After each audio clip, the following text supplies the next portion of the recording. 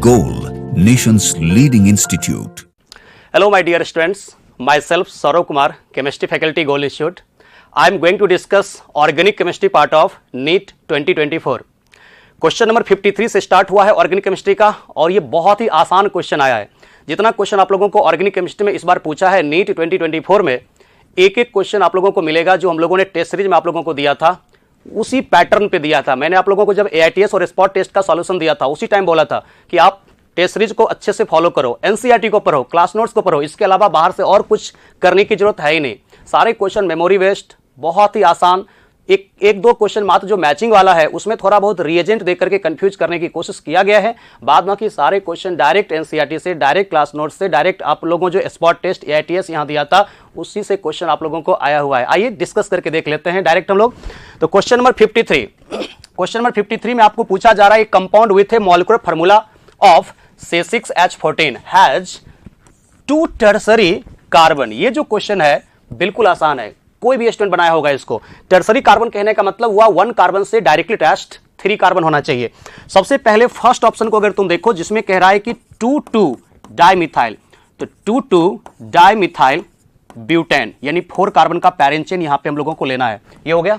इसमें देखो एक भी कार्बन एटम तुमको टर्सरी दिया हुआ है ही नहीं, क्योंकि ये कार्बन प्राइमरी है, ये भी प्राइमरी है, ये भी प्राइमरी है, और ये क्वाटनरी है 4 डिग्री है, और ये 2 डिग्री है, ये भी 1 डिग्री है।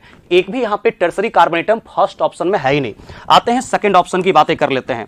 तो सेकंड ऑप्शन को तुम देखोगे तो नॉर्मल हेक्सेन है, नॉर्मल हेक्सेन यानी पैरेंट चेन यहां पर डायरेक्ट 6 कार्बन का है। 1 2 3 4 5 हुआ, सिर्फ 6 कार्बन हम लोगों को लेना है, CH2 एंड CH3 ऐसा है।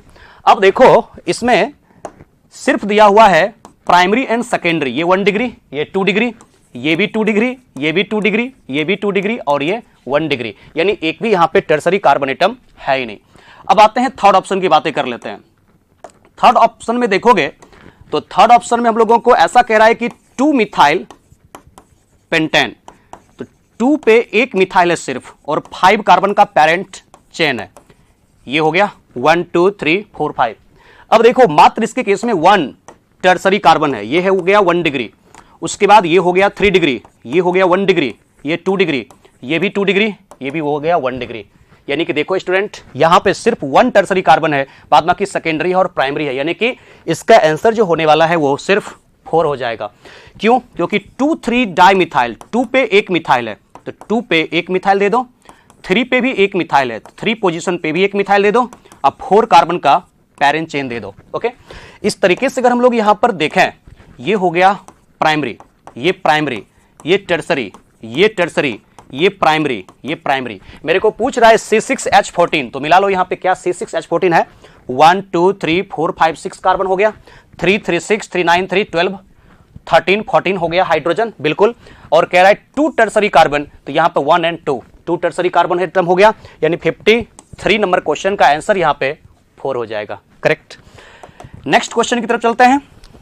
कार्बोकटन इंटरमीडिएट से पूछा गया है, बहुत आसान, आप सभी लोगों ने बनाया होगा इसको, क्योंकि आप जानते हो अगर अल्फा H वेरिएबल होता है किसी कार्बोकटन इंटरमीडिएट में, तो अगर अल्फा H वेरिएबल है तो कार्बोकटन इंटरमीडिएट का जो स्टेबिलिटी होता है directly proportional number of alpha H, hyper conjugation से निकाल दो आप लोग डायरेक्ट। इसके केस में अगर हम लोग देखें अल्फा H, तो इसमें देखोगे अल्फा H कितना है, 7 है। क्यों? क्योंकि ये अल्फा है, ये अल्फा है, ये अल्फा है, यहां 3 हाइड्रोजन है, यहां 2 हाइड्रोजन, यहां 2 हाइड्रोजन, 7 हो गया। इसमें मिथाइल CH3 नहीं होगा, CH होगा सिर्फ। इसमें अल्फा H का नंबर तुम देखोगे तो इसमें ये 2 हो गया, यहां 1 हो गया, क्योंकि वो टर्सरी कार्बन है, तो 2 यहां 1 यहां, 3 अल्फा H हो गया। इसके बाद इसमें देखोगे तो इसमें अल्फा H का नंबर देखोगे तो ये हो गया अल्फा, ये हो गया अल्फा, 3 + 2 यानी कि 5 हो गया। इसके केस में देखोगे अल्फा H का नंबर, तो ये अल्फा हो गया जो कार्बोकटैन से डायरेक्टली H कार्बन होता है वही अल्फा होता है, 1 हो गया, यानी कि सबसे ज्यादा स्टेबल कार्बोकटैन होगा फर्स्ट। सरी कार्बोकटैन इंटरमीडिएट सबसे ज्यादा स्टेबल होगा, यानी कि अल्फा H सब में वेरिएबल है, तो कार्बोकटैन इंटरमीडिएट का stability directly proportional number of alpha H। कितना आसान है, आप सभी के कॉपी में होगा, ये सब प्रैक्टिस किया हुआ, आप सभी ने इसको सही सही बनाया भी होगा। अब चलते हैं नेक्स्ट क्वेश्चन की तरफ। 61, ये एल्कोहल से आप लोगों को लिया गया है, एल्कोहल फिनॉल ईथर चैप्टर से, ल्यूकास टेस्ट आप लोग पढ़े होंगे। इसमें पूछ रहा है कि which one of the flowing alcohol react instantaneously with Lucas reagent. Lucas reagent के साथ इंस्टेंटेनियसली यानी कि इमीडिएटली सबसे फास्टेस्ट कौन यहां पे टर्बिडिटी देगा? तो इंस्टेंटेनियसली कौन देता है? Tertiary alcohol. जानते हो ल्यूकास टेस्ट सबसे फास्टेस्ट देता है टर्सरी अल्कोहल। तो यही टर्सरी एक मात्र आप लोगों को दिया हुआ है फर्स्ट ऑप्शन। तो ये दिया हुआ है टर्सरी अल्कोहल, ये प्राइमरी अल्कोहल, ये अल्कोहल सेकेंडरी है, ये प्राइमरी है। यानी कि सबसे फास्टेस्ट जो टर्बिडिटी देता है वो टर्सरी अल्कोहल देता है। 61 का आंसर यहां पे हो जाएगा फर्स्ट। ओके, नेक्स्ट क्वेश्चन की तरफ चले। 62 ये लिया गया है क्वेश्चन एमाइंस चैप्टर में। ओके, और जब आप इलेक्ट्रोफिलिक एरोमेटिक सब्स्टिट्यूशन रिएक्शन पढ़ते हो जहां हेलोजनेशन, नाइट्रेशन और सल्फोनेशन, उसी के नीचे आप लोगों को दिया हुआ है। क्लासरूम में आप लोगों को डायरेक्ट एनसीईआरटी से सब का मैकेनिज्म समझा के बताया था कि क्यों ऐसा होता है कि एनिलीन में फ्रीडल क्राफ्ट एल्काइलेशन एसाइलेशन नहीं होता है, सब कुछ आपको समझाया हुआ है। ठीक है, और टेस्ट सीरीज में भी एक क्वेश्चन आप लोगों को दिया गया था, बिल्कुल हम लोगों ने आप लोगों को दिया था और एटीएस स्पॉट टेस्ट में डिस्कस करके सॉल्यूशन भी दिया था उसका। देखो स्टेटमेंट वाला क्वेश्चन है, given below are two statements. Okay, statement 1 कहा जा रहा है कि aniline does not undergo Friedel Crafts alkylation. बिल्कुल सही है यहां पर कि फ्रीडल क्राफ्ट एल्काइलेशन एनिलीन नहीं देता है। इसका कारण यहां पे आप लोगों को पढ़ाया गया था कि एनिलीन के साथ होता यह है कि एनिलीन खुद AlCl3 के साथ रिएक्शन कर लेता है। जो AlCl3 लुईस एसिड होता है उसी के साथ ये लुईस बेस एनिलीन रिएक्शन कर लेता है और बना लेता है C6H5NH2 AlCl3, और AlCl3 के ऊपर नेगेटिव चार्ज और NH2 पे पॉजिटिव चार्ज, ये शो करता है स्ट्रॉन्ग -I, और फर्दर रिएक्शन के लिए NH2 प्लस डीएक्टिवेटर का काम कर देता है। ठीक है, NH2 प्लस डीएक्टिवेटर का काम कर देता है फर्दर पॉजिटिव चार्ज आने के कारण। यही कारण है कि Friedel Crafts alkylation acylation aniline में नहीं होता है। ठीक है, तो ये बिल्कुल करेक्ट स्टेटमेंट इसमें से कह रहा है, aniline does not undergo Friedel Crafts alkylation, बिल्कुल करेक्ट है। स्टेटमेंट 2 क्या कह रहा है कि aniline can not be prepared through Gabriel synthesis. तो जानते हो कि गैब्रियल थाइलिमाइड सिंथेसिस जो होता है वो एलिफैटिक प्राइमरी एमीन के लिए होता है। ये एनिलीन जो होता है वो एरोमेटिक होता है। अगर आप एनसीईआरटी पढ़ेंगे और अपने क्लास नोट्स को भी पढ़ेंगे, वहां पे साफ साफ आपको लिखवाया गया होगा कि एनिलीन यानी कि NH2 जब रिंग के साथ डायरेक्टली अटैच्ड होता है यानी एरोमेटिक एमीन का फॉर्मेशन नहीं होता है गैब्रियल थाइलिमाइड सिंथेसिस में। यानी स्टेटमेंट 1 और स्टेटमेंट 2 दोनों करेक्ट है। तो पढ़ के देखो तो कौन ऐसा मैच कर रहा है। स्टेटमेंट 1 इज इनकरेक्ट, ये तो गलत कह रहा है। Both statement 1 and statement 2 are true, यानी कि 62 का आंसर यहां पर 2 हो जाएगा। Both statement 1 and statement 2 are false, ये तो इनकरेक्ट हो गया। Statement 1 is correct but statement 2 is false. Correct answer 62 का होगा 2 कि both statement 1 and statement 2 are true. Okay, next question जो हम लोगों को दिया है ये थोड़ा सा सोचने वाला क्वेश्चन है। यही थोड़ा सा है कॉन्सेप्ट वाइज, जो रिएजेंट वगैरह पे ध्यान दिया होगा स्टूडेंट तो उसका सबका सही हुआ होगा। इसमें पूछा जा रहा है कि identify the correct reagents that would bring about the following transformation. हम लोगों को ट्रांसफॉर्मेशन किसमें करना है? ट्रांसफॉर्मेशन जो मेरे को करना है यहां पर, ये एल्कीन दिया हुआ है, इसको एल्डिहाइड में कन्वर्ट करना है। तो खुद आप सोच करके देखो। सबसे पहले हम लोग ऐसा कर दें, इसका हाइड्रोबोरेशन ऑक्सीडेशन कर दें। तो हाइड्रोबोरेशन ऑक्सीडेशन करने के लिए सबसे पहले हम लोग क्या करते थे? BH3 in the presence of tetrahydrofuran लेते थे। सेकेंड में यहां पे हम लोग लेते थे H2O2 in the presence of alkaline medium. तो हाइड्रोबोरेशन ऑक्सीडेशन जैसे तुम करोगे तो ये एंटी मार्कोनी कॉप्स रूल के मुताबिक बनेगा एल्कोहल। तो एंटी मार्कोनी कॉप्स रूल के मुताबिक प्राइमरी एल्कोहल बन जाएगा। और इस प्राइमरी एल्कोहल का फर्दर अगर हम लोग PCC के साथ ऑक्सीडेशन करते हैं तो PCC प्राइमरी एल्कोहल को ऑक्सीडाइज कर देता है एल्डिहाइड में, यानी C डबल बॉन्ड OH में कन्वर्ट हो जाएगा। ठीक है, अब तुम खुद सोच करके देखो, क्या यहां पर फर्स्ट ऑप्शन हो सकता है? क्या गलत नहीं हो सकता है, क्योंकि अगर तुम एसिडिक हाइड्रोलिसिस कर दोगे तो एसिडिक हाइड्रोलिसिस करते हो तो मार्कोनी कॉप्स रूल लगता है। तो वाटर के साथ डायरेक्ट रिएक्शन करते हो तो मार्कोनी कॉप्स रूल लगता है, OH आ जाएगा बीच में, और OH अगर आ जाएगा बीच में जहां H का संख्या कम है तो वो सेकेंडरी अल्कोहल बनेगा, और सेकेंडरी अल्कोहल का PCC के साथ ऑक्सीडेशन होगा तो कीटोन बन जाएगा। तो इसलिए यहां पर फर्स्ट ऑप्शन नहीं होगा, क्योंकि हाइड्रोलिसिस होता है तो सेकेंडरी अल्कोहल बनेगा। सेकेंड ऑप्शन में फिर से एसिडिक हाइड्रोलिसिस दिया है, वो भी पॉसिबल नहीं है, क्योंकि हमको बनाना है ओवरऑल एल्डिहाइड। जबकि यहां पर हाइड्रोलिसिस करोगे एसिडिक हाइड्रोलिसिस तो सेकेंडरी अल्कोहल बनेगा, और सेकेंडरी अल्कोहल का CrO3 के साथ ऑक्सीडेशन करोगे तो कीटोन बन जाएगा, जबकि एल्डिहाइड बनाना है। यानी कि इसका आंसर यहां पर होगा थर्ड ऑप्शन होगा, क्योंकि पहले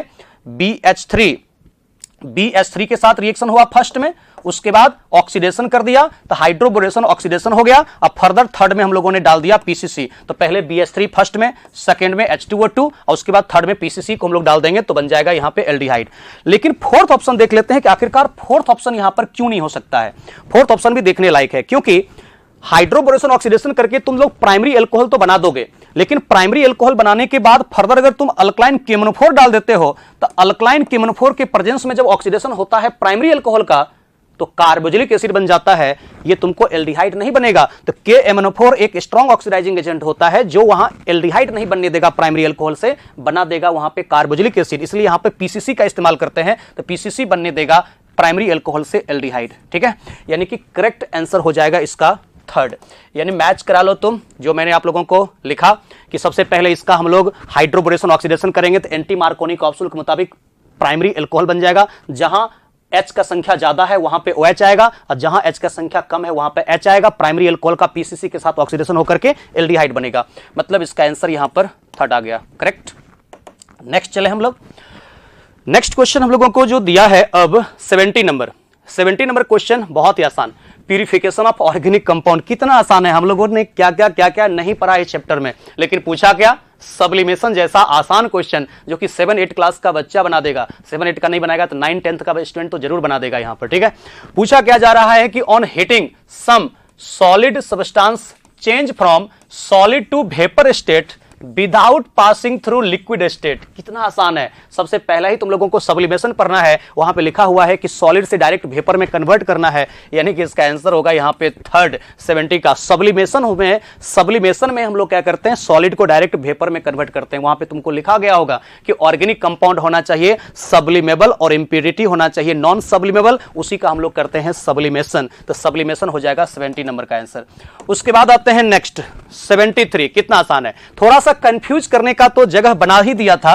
कुछ स्टूडेंट ने, मुझे पता चला है कि वो कंफ्यूज हुआ भी है, क्योंकि तुम देखोगे गौर से तो एक्वस कॉपर सल्फेट एक लिखा है और अल्कलाइन कॉपर सल्फेट लिखा है। तो मैं आपको बताना चाहता हूं कि जो फेलिंग सॉल्यूशन ए होता है उसमें CuSO4 इंटू 5H2O होता है, एक्वस कॉपर सल्फेट होता है, और रोचेल सॉल्ट होता है, फेलिंग सॉल्यूशन बी होता है, फेलिंग सॉल्यूशन सेकेंड होता है। तो ये आपको जो पूछा जा रहा है फेलिंग सॉल्यूशन ए, तो एक्वस सोडियम सिट्रेट ये तो गलत है, एक्वस कॉपर सल्फेट ये यहां पर सही है। तो आप लोगों ने पढ़ा होगा कि एक्वस कॉपर सल्फेट, और इसी को हम लोगों ने लिखा था CuSO4 इंटू 5H2O, ये सभी के क्लास नोट्स में होगा। इसी को हम लोग कहते हैं फेलिंग सॉल्यूशन ए या फेलिंग सॉल्यूशन बी कहते हैं। और ये जो alkaline solution of sodium potassium tartrate दिया हुआ है जिसको रोचेल सॉल्ट कहते हैं, ये फेलिंग सॉल्यूशन बी होता है, यानी 2 होता है, और फेलिंग सॉल्यूशन ए प्लस फेलिंग सॉल्यूशन बी के मिलने से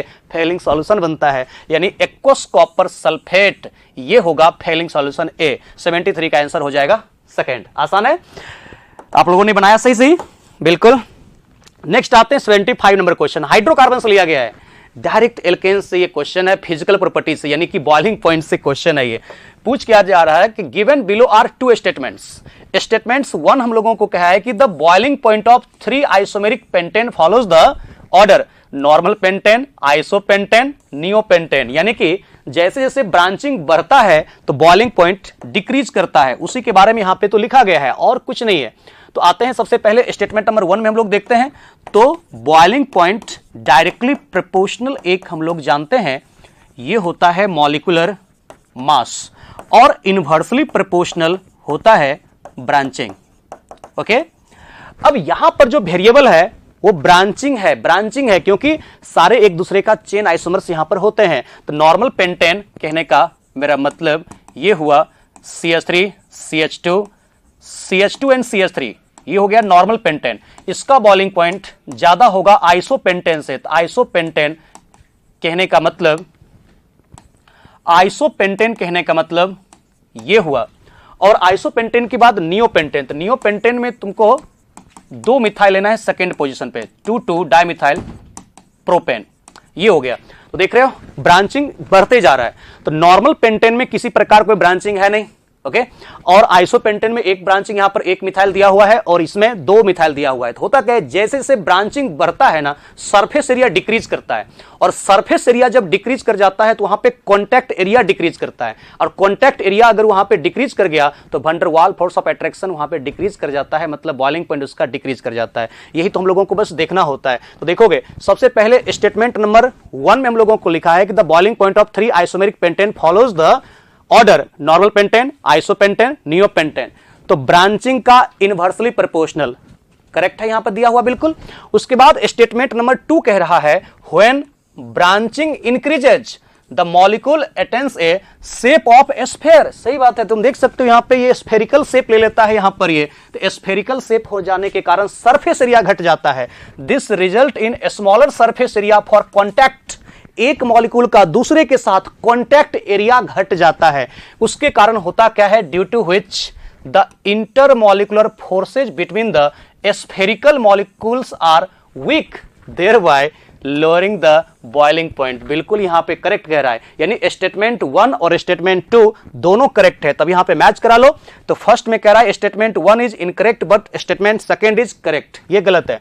उसके बाद both statement 1 and statement 2 are correct, यानी करेक्ट आंसर इसका होगा second. Both statement 1 and statement 2 are correct. ये डायरेक्ट एनसीईआरटी का फिजिकल प्रॉपर्टीज आप पढ़ोगे मिल जाएगा ये क्वेश्चन। नेक्स्ट देखते हैं 80 नंबर क्वेश्चन। 80 नंबर थोड़ा सा ये अच्छा क्वेश्चन है, ठीक है, बहुत अच्छा क्वेश्चन है। अब इसमें से हम लोगों को क्या कह रहे हैं, मैच करना है, मैच लिस्ट 1 विथ लिस्ट 2। ये देखते हैं क्या हो सकता है, किसमें हम लोगों को मैच करना चाहिए। ये देखो सबसे पहले ये जो हम लोगों को दिया हुआ है ए नंबर, इसमें सबसे पहले तो मैं आपको बताना चाहता हूं यहां पर होगा ऑक्सीजन होगा, C+O Cl हो जाएगा, ठीक है। ये जो कह रहा है वो थोड़ा सा मिसप्रिंटिंग यहां पर कुछ मेरे को लग रहा है। ये मिसप्रिंटिंग इसमें ये है कि इसका ये ऐसा नहीं होने वाला है, ऐसा नहीं होगा। 2 मॉलिक्यूल यहां पे जो दे रहा होगा वो साइक्लो हेक्सानोन दे रहा होगा, ठीक है ना, ये बनता है। और ये हम लोग यहां पर करा देंगे रिडक्टिव ओजोनोलाइसिस करा देंगे। रिडक्टिव ओजोनोलाइसिस कराने का मतलब हो गया ए का हो जाएगा तुमको 1 2 3 और यहां पे ओजोनोलाइसिस है, ठीक है ना, ओजोनोलाइसिस है यानी कि हो जाएगा, और भी है नीचे है क्या, नीचे और है क्या, नहीं है, तो इसका हो जाएगा ए का हो जाएगा तुमको 4, ए का हो जाएगा 4। ये पहले मैच हम लोगों को करा लेना है, ए नंबर का हम लोगों को 4 हो जाएगा, ठीक है स्टूडेंट, इसको देखना, ए नंबर का हो जाएगा 4। अब आते हैं बी नंबर। ए नंबर का हम लोगों को 4 क्यों होगा, 4 में हम लोगों को दिया हुआ है सबसे पहले O3 के साथ रिएक्शन O3 और सेकंड में है zinc in the presence of water. तो zinc in the presence of water दिया हुआ है, यहां पे रिडक्टिव ओजोनोलाइसिस है, तो रिडक्टिव ओजोनोलाइसिस करोगे दोनों साइड एक एक O को डालोगे, यहां पे साइक्लोहेक्सानोन का फॉर्मेशन करेगा। तो ये करेक्ट है, ए का हो जाएगा 4 यानी कि रिडक्टिव ओजोनोलाइसिस। बी में बेंजीन से ले जाना है बेंजोफेनॉन, तो बेंजोफेनॉन बनाना है तो बी का हो जाएगा 1, ओके, बी का हो जाएगा 1। तो बी का 1 कैसे होगा, यहां से Cl को निकाल दो, एनहाइड्रस Cl3 Cl माइनस को निकालेगा, यहां पे आएगा प्लस और वही बेंजीन के ऊपर अटैक करेगा। ये एक्चुअल में है फ्रीडल क्राफ्ट एसाइलेशन, ठीक है, तो फ्रीडल क्राफ्ट एसाइलेशन कर दोगे तो बी का हो जाएगा तुमको 1। उसके बाद आते हैं सी, यानी कि यहां पे 2 डिग्री एल्कोहल है, 2 डिग्री एल्कोहल से कीटोन बनाना है, तो सी का आंसर हो जाएगा सेकेंड यानी कि CrO3 हो जाएगा। और नेक्स्ट आते हैं, ये इथाइल बेंजीन दिया हुआ है और इथाइल बेंजीन से मेरे को बनाना है सॉल्ट ऑफ बेंजोइक एसिड, इसका मतलब डी का आंसर यहां पर तुमको मिलेगा, डी का मिलेगा 3rd। ऐसा कोई मैच कर रहा है क्या, जल्दी देखो, जल्दी देखो, इसमें से कोई मैच कर रहा है क्या मेरे को, ए का 4, ए का 4, ओके, ए का 4 सेकेंड और 4 में है। उसके बाद बी का 1, बी का 1 सेकेंड और 4 में है, सी का 2 4 ऑप्शन में है और डी का 3, यानी इसका आंसर हो जाएगा तुमको 4। इसका आंसर यहां पर होने वाला है 4 है, हो जाएगा इसका आंसर, और तो कोई मैच कर नहीं रहा है, बिल्कुल इसका आंसर हो जाएगा 4, ए का 4, बी का 1, सी का 2, डी का 3, ऐसा हो जाएगा। आसान है, थोड़ा सा बस देखना है। अब उसके बाद नेक्स्ट क्वेश्चन की तरफ चलते हैं। 82 the compound that will undergo SN1 reaction with fastest rate is, सबसे फास्टेस्ट SN1 का रेट किसका होगा? तो बहुत आसान है, इसमें हम लोग जानते हैं कि rate of SN1 directly proportional होता है stability of carbocation intermediate, stability of carbocation intermediate. Okay, सबसे ज्यादा स्टेबल कार्बोकेटाइन किसका है, बस इतना ही देखना था। यहां जब Br को हटाओगे और कार्बोकेटाइन जब तुम लोग बनाओगे तो ये कार्बोकेटाइन रेजोनेंस स्टेबलाइज्ड होगा, यहां पे रेजोनेंस स्टेबलाइज्ड होगा नहीं। और इसके भी केस में यहां पे लगता है ब्रोमीन वगैरह मिसिंग है, इसमें भी जो कार्बोकेटाइन बनेगा वो रेजोनेंस स्टेबलाइज्ड होगा नहीं, और यहां पर भी रेजोनेंस स्टेबलाइज्ड कार्बोकेटाइन होगा नहीं। इसका मतलब है कि ये जो कार्बोकेटाइन होगा positive single double resonance stabilised होने वाला है, और साथ ही साथ ये मिथाइल का प्लस आई और हाइपर कंजुगेशन भी लगेगा, जबकि ये ब्रोमीन एक तो कंजुगेटेड है, टूटेगा नहीं। जहां पे ब्रोमीन अगर कार्बन कार्बन डबल बॉन्ड या ट्रिपल बॉन्ड के साथ डायरेक्टली अटैच्ड होता है स्टूडेंट, वहां पे SN1 SN2 नहीं होता है, ये सोचना ही नहीं है। इसलिए इसका आंसर यहां पे करेक्ट जो आएगा 82 का आंसर यहां पे 1 आने वाला है, क्योंकि कार्बोकेटाइन इंटरमीडिएट यहीं पे रेजोनेंस स्टेबलाइज्ड बनेगा और ये मिथाइल का प्लस आई और हाइपर कंजुगेशन लगेगा, इसलिए ज्यादा स्टेबल कार्बोकेटाइन फर्स्ट का होगा। ओके, नेक्स्ट क्वेश्चन की तरफ चलते हैं। 84 the reagent with which glucose does not react to give the corresponding test product R, glucose कौन सा टेस्ट नहीं देता है, यही तो सिर्फ यहां पे देखना था। तो जानते हो ग्लूकोज टॉलन टेस्ट बिल्कुल देता है, चाहे ग्लूकोज हो चाहे फ्रक्टोज हो, टॉलन टेस्ट बिल्कुल पॉजिटिव देगा, ये ऑप्शन होगा नहीं।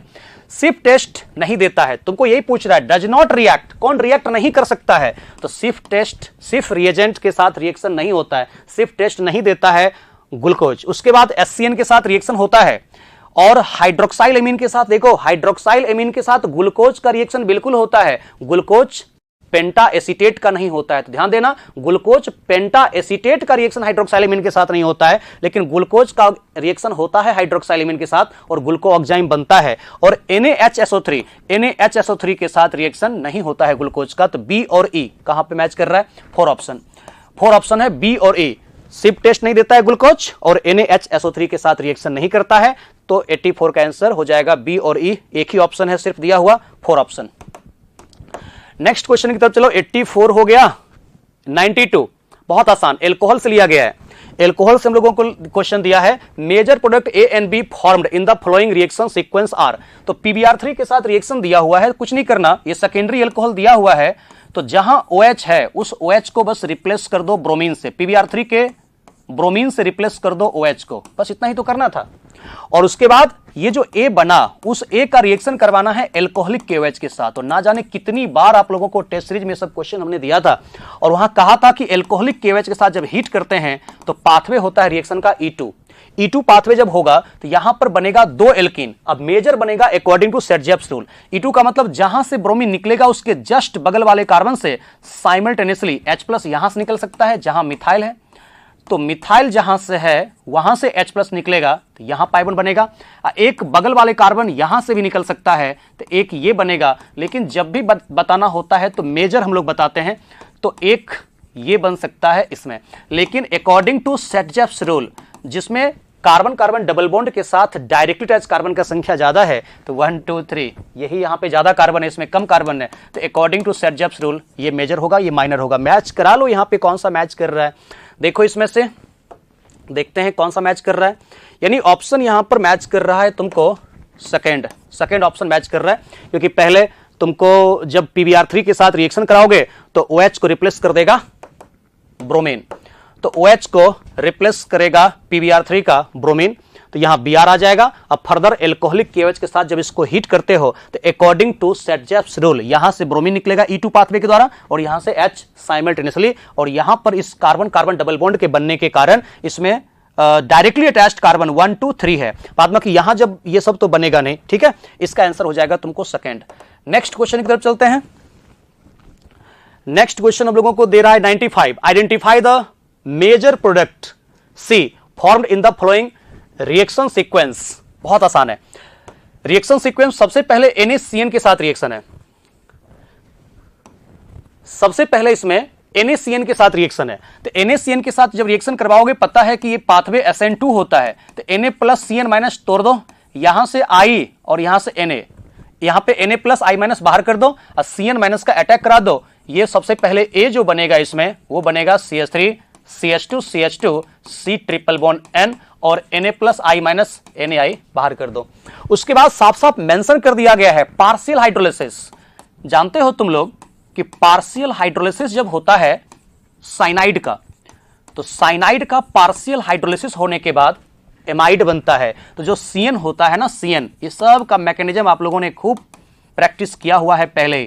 कंप्लीट हाइड्रोलिसिस होता है तब फॉर्मेशन करता है वहां पर कार्बोक्सिलिक एसिड, लेकिन साफ साफ लिख दिया पार्शियल हाइड्रोलिसिस, तो CN कन्वर्ट होता है CONH2 में, यानी एक कार्बन सिर्फ बढ़ जाएगा, क्योंकि जितने कार्बन का ये एल्काइल हैलाइड दिया हुआ है उससे एक कार्बन इंक्रीज कर गया था साइनाइड का कार्बन होने के कारण। और साइनाइड का जब होता है पार्शियल हाइड्रोलिसिस तो एमाइड बनता है, और एमाइड का फर्दर हम लोगों को कराना है हॉफमैन ब्रोमाइड डिग्रेडेशन।